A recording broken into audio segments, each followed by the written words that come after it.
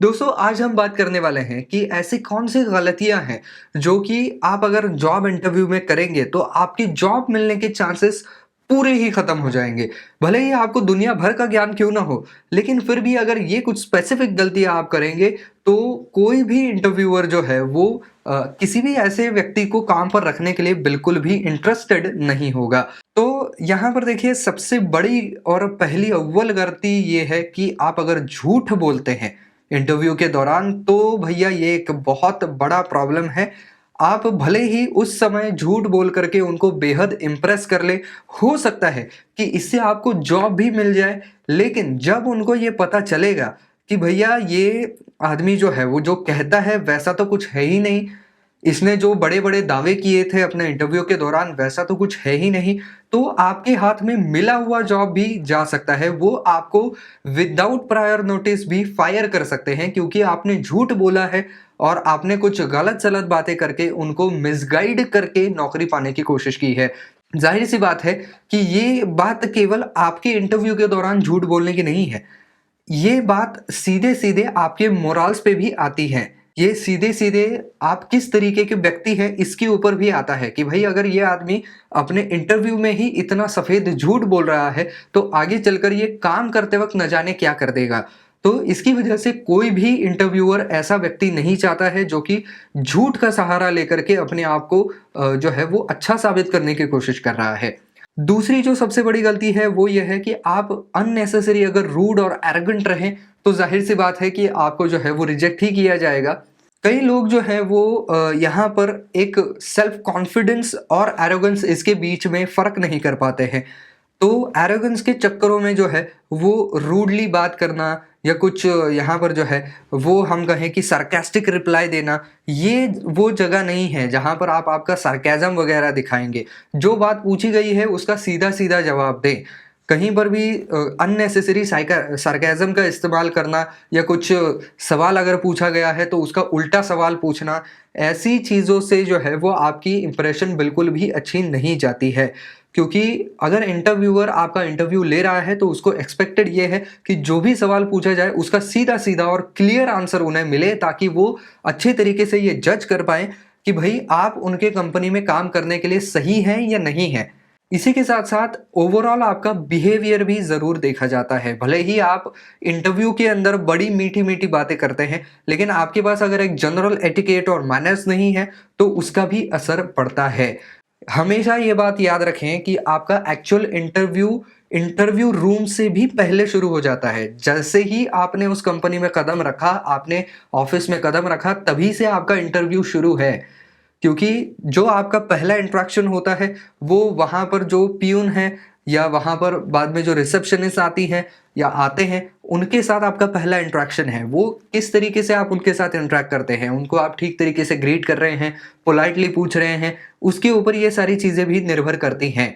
इसी के साथ-साथ बाकी का जो स्टाफ है उनका, उनके साथ आप किस तरीके से बिहेव कर रहे हैं। इंटरव्यू हो जाने के बाद, जब आप इंटरव्यू रूम से बाहर आ रहे हैं और वापस जा रहे हैं, तब आप सबको अच्छे से ग्रीट करके जा रहे हैं या नहीं जा रहे हैं, इसके बारे में भी एक्चुअली पूछा जाता है। आपको जब लगता है कि हाँ, अभी इंटरव्यू खत्म हो गया, अभी तो मैं जा सकता हूँ, तो एक्चुअली ऐसा नहीं है। इंटरव्यूअर्स जो हैं वो ये तक पूछते हैं कि ये बंदा जब बाहर आया था तब इसका बिहेवियर कैसा था।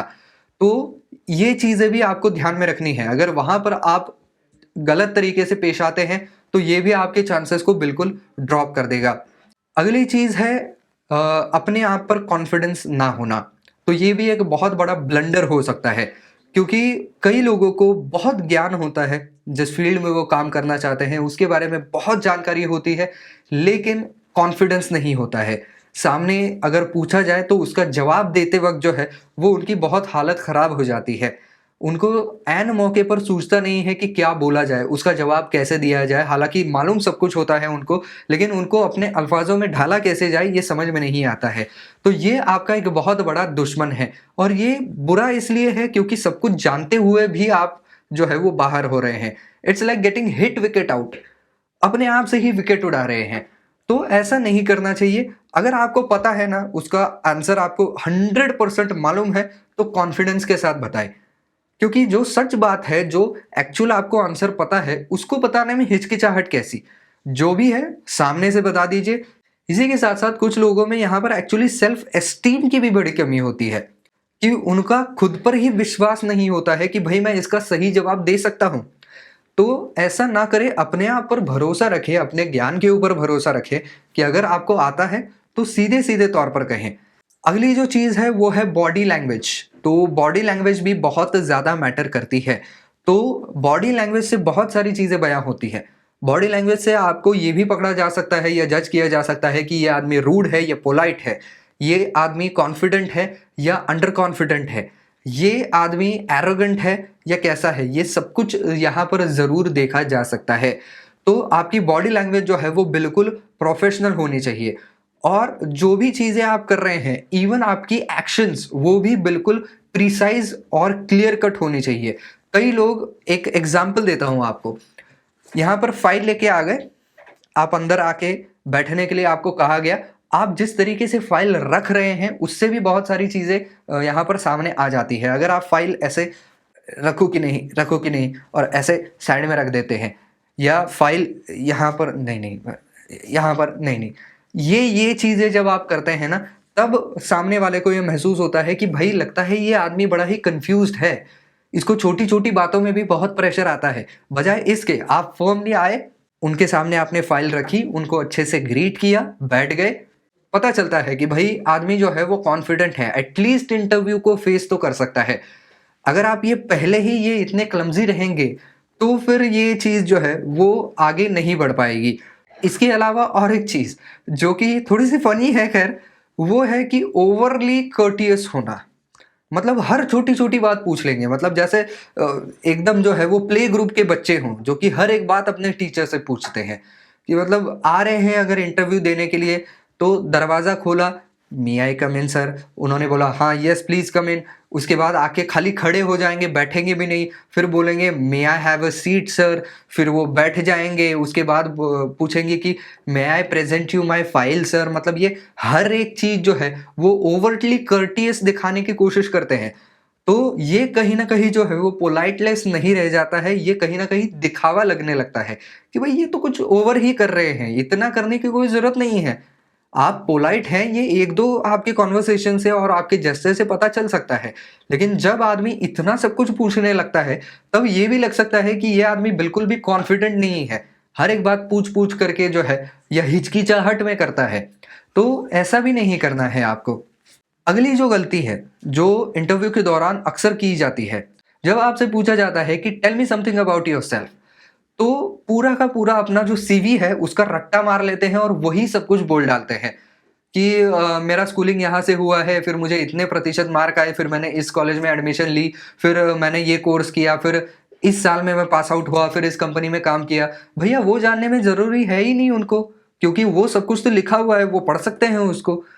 आपको कुछ ऐसा बताना है जो कि उस सीवी में नहीं है।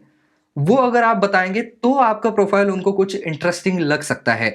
इसके लिए मैंने और एक वीडियो भी बनाया हुआ है कि सीवी के अंदर क्या-क्या होना चाहिए और कितने-कितने प्रतिशत होना चाहिए, जिससे कि आपको जब सवाल पूछे जाए अपने खुद के बारे में, तब बोलने के लिए कुछ बातें बची हों। तो वो वीडियो अगर आपको देखना है तो आई बटन पे क्लिक कर दीजिए या मेरे चैनल के ऊपर जो है वो भी जाकर के आप उसको देख सकते हैं। उसका टाइटल है सीवी में क्या-क्या होना चाहिए और what should be there in the CV. तो वो वीडियो भी आप देख सकते हैं। और अगली ब्लंडर तो खैर यही है कि आप किसी भी चीज़ का क्लियरली जवाब नहीं दे पा रहे हैं, तो ये तो मतलब फ़ेल होने वाली ही बात है इंटरव्यू के अंदर।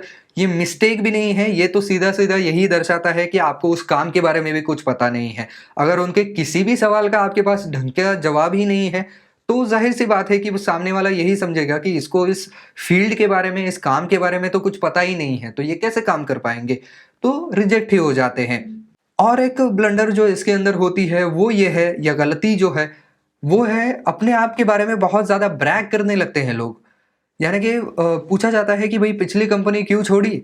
तो उसके बारे में बताने लगते हैं, उनकी बुराइयाँ पे बुराइयाँ, दे बुराइयाँ पे बुराइयाँ, और यहाँ तक कह डालते हैं कि अगर मैं ना हूँ तो वो कंपनी चल ही नहीं सकती है। इकलौता मैं ही था जो काम करता था और मैंने ये किया, मैंने वो किया। तो बताते वक़्त उनको ऐसा लगता है कि भाई मैं उनको बहुत इम्प्रेस कर रहा हूँ सामने वाले को। मैं ये दिखाने की कोशिश कर रहा हूँ कि मैं कैसे वन मैन आर्मी हूँ। कैसे मैं अकेले सारे काम कर सकता हूँ। लेकिन एक्चुअल में इसका जो इम्प्रेशन है वो बहुत गलत जा रहा है।